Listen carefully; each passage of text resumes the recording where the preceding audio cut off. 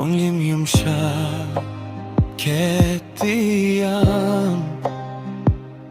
Bu duo bo'lsin har nafas, dilimda shukr, dilimda hasrat kam.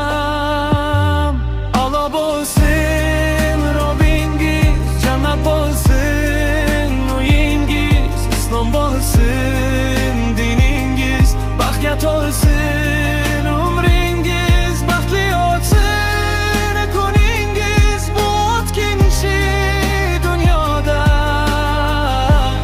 Alloh bo'lsin do'stingiz, har tomo kelsin nur bilan, har yo'l yoritilsin savob bilan.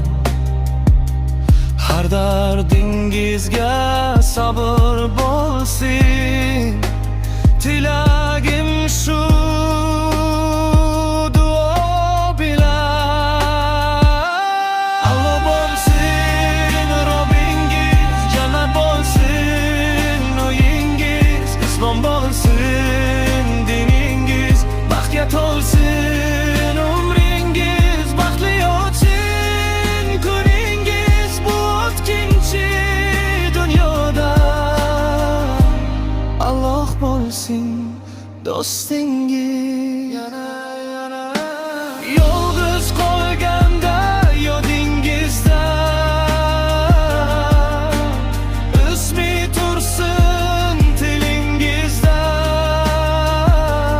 Har bir qadam, har bir so'zingiz uchun noqiq bo'lsin osmoningiz.